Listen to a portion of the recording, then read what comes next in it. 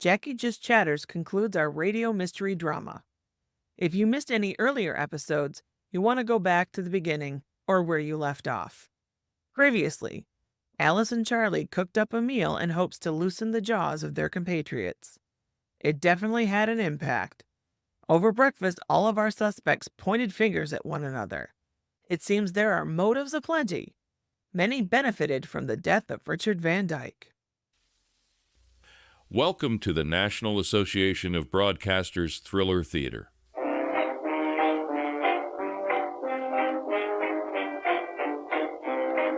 This evening, our offering is the fourth and final serial episode of A Deadly Holiday on the Hudson.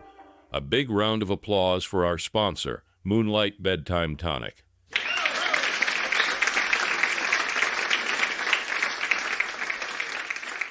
Guaranteed to give you and your little ones a silent night.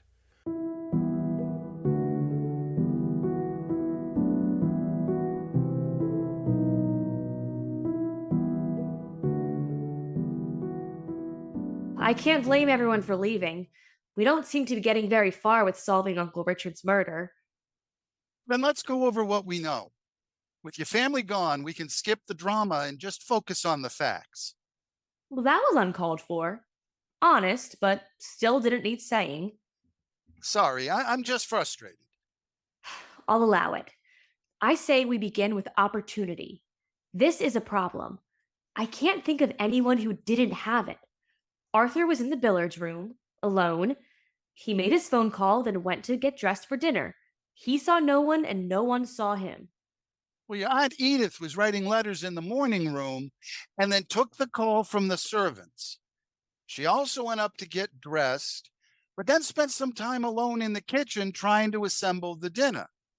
Another sketchy alibi. Then Dot was reading in her room. Then later was in the sitting room having a drink and listening to the radio. That made it difficult for her to hear anyone in the hall. And I have to say, she didn't seem like a lady who had murder on her mind when she greeted us. I don't know. She might have been happy to kill either of us. That's not funny, Charlie. Sorry, doll. They all had motive as well. But Dot needed money and Edith was having an affair. We only have her word that this was a normal occurrence, and Richard always forgave her afterwards. Arthur has the weakest motive, I think. He was losing money because Uncle Richard's venture was a bust. Why kill him if he had nothing to gain? That's if we're taking his word for it. Again, we just don't have enough proof. What if he was stealing and has lied to us? That brings us to means, which makes no sense at all. The room was closed and locked on the inside. Who had the ability to do this? Should we add the invisible man to our list of suspects? He's always the first to get blamed. No motive, though. Let's go back to the scene of the crime. Maybe something will jump out at us. Now, a word from our sponsor.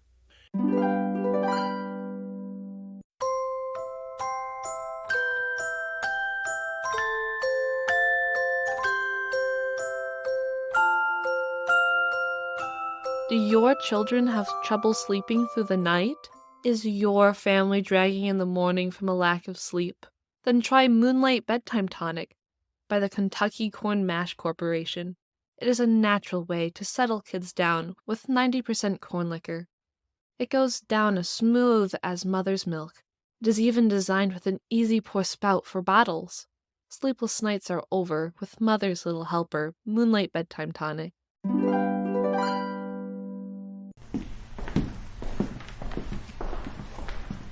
Hey, Charlie, what's with those scrape marks at the top right of the door? Did that happen while you were breaking in? There's a good chance. The frame and the bolt lock on the other side of the door got busted up a little. I'm not sure where the marks would be on the outside of the door. We hit the door near the handle. Well, let's go inside. The handle where you crashed in definitely has damaged the frame a great deal. However, the bolt on the top left here is broken off. This feels impossible. How could you bolt a door from the outside? It can't be done. That's a good question, Alice. Give me a second to think about it. It could be done.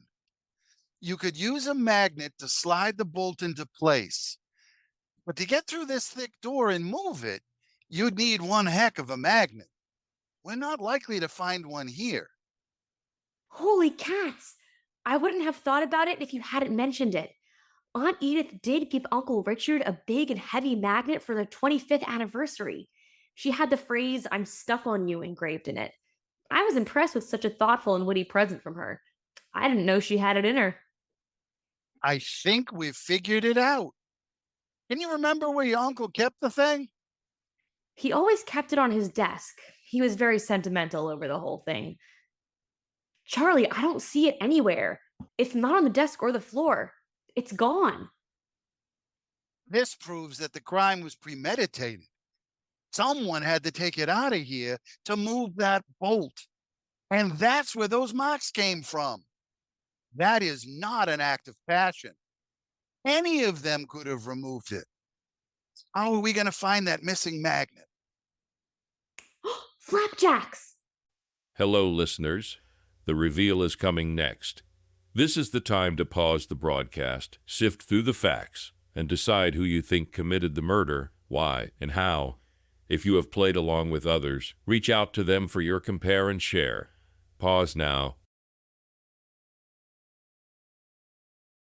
If you get one of the who, why, and how correct, you've earned a nice job. Get 2 correct, excellent work. Get all 3. You are a master sleuth. Let's see how you do.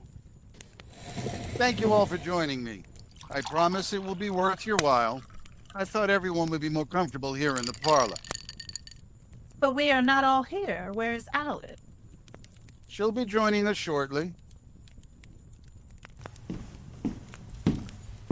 Alice, good timing. Well? No more secret. I promise we shall be finished with them very soon. Arthur, Yes? I have a follow-up question for you. You said you spent a bit of time in the billiards room on the day of Richard's death. Well, yes, I've already told you that. You did. What I want to know is, did you notice anyone near you or hear anything? Did anyone else come into the room at any time? Sorry, old bean. It's as I said before. It was just a party for one. I neither saw nor heard anyone. Dorothy and Edith, did either of you go near that part of the house that day? Either before or after Arthur was there? I am not very interested in billiards. No, I wasn't near the area. I can't say I care for the game either. While you were all moping about, Charlie and I solved the mystery. How? Why are you waving around that frying pan? Can't believe it. Believe it. Now, a word from our sponsor.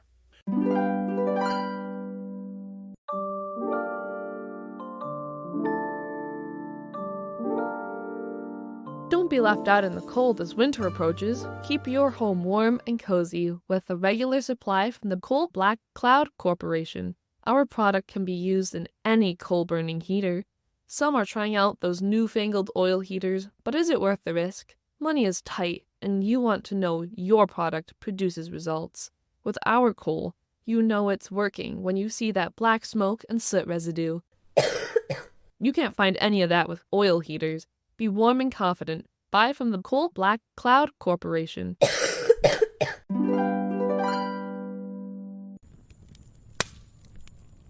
Alice and I first figured out how to bolt a door from the outside. Magnets. On the outside of Uncle Richard's office door, there were scrape marks at the top right of the door, exactly where the bolt was on the other side. The marks were made when someone slid the magnet across the door, putting the bolt into place without even touching it. Our next question was, how could we locate the magnet missing from Uncle Richard's desk? Wait, my anniversary gift? The same. Alice had a brilliant idea. She remembered the cast iron skillet we used for breakfast to make the flapjacks. The skillet and the magnet would attract each other. We've been searching the house since then with our magnet finder. I gathered all of you here while she finished searching the key rooms. She found it quicker than I thought. That's what she was whispering to me when she arrived. He told me the location of the magnet. How ridiculous. I don't like the idea of my house being searched, Alice. Sorry, Aunt Edith, but I thought that was better than having the police tromp through the place. Better it was in the family? You have a point. The idea of all those strangers going through my drawers, it is too ghastly. Get on with it. Where'd you find it? In the billiards room. The globe that hides a bar inside pulled the skillet towards it. I pulled open the top and found the magnet. How dare you kill my husband, Arthur? You've made me a widow, and you've ruined Christmas. You can't prove that it was me. Anyone could have done it. This is a setup. I'm an outsider, so of course I get blamed. Everyone, including you, said that you were the only one near the billiards room. Means nothing. Those two could be lying. They could have set me up. Maybe they are in it together to get the money. I'm willing to bet my badge that when they pull fingerprints off that magnet, they'll match yours. Holding up that super heavy magnet and dragging high on that door would have been a much easier task for a tall man like yourself than those shorter ladies. And I heard you two arguing. You were angry about that project. You can tell your sob story, Arthur, for the cops when they get here. What? What? The phone is working again. Charlie called the local force and they will be here soon. The roads are clearing. I can't believe we invited a murderer over for the holiday. Oh, think of the scandal. The only thing I can't figure out is why. I know you did it. All the evidence points to you. Were you going to steal Uncle Richard's invention from him? Take the profits for yourself? No. I told you his idea was worthless. Backing him cost me a fortune. Then that idiot was going to ruin my good name as well. He still wanted to present his work to a room full of London's most elite scholars. I'd be a laughingstock. I told him we had to cancel the speech, but he wouldn't listen to reason. It's not my fault. He made me do it. I had to stop him. It was self-defense. I don't think a judge will see it that way. Alice, hand me those curtain ties. He won't be going anywhere until the cops get here. Alice, Yes? next year, we're spending the holidays with my family. If you enjoyed this series, please share it with a friend. Leave 5 stars or a written review on Apple Podcasts or Spotify. You can leave a comment, share your thoughts, or let me know if you'd like more of these radio dramas on either my website, Facebook, or Instagram. All links can be found in the episode notes. Thank you so much for listening. And to those who helped make this happen, I am overcome with gratitude. You've been listening to A Deadly Holiday on the Hudson, an Alice and Charlie mystery. Written by Jacqui Lentz and Kevin Underwood. Produced by Jacqui Lentz. Jacqui Just Chatters sends a big thank you to our cast of players, which includes Samantha Jenkins as Miss Alice Van Dyke, Stephen Hampee as Mr. Charlie Walsh, Sonia Moore as Mrs. Dorothy Clark, Holly Amirandi as Mrs. Edith Van Dyke, Ben Dre as Arthur Huntington Smythe, Samantha Nephew as Commercial Girl. Theme music, Mystery by Paul Beese and his Novelty Orchestra.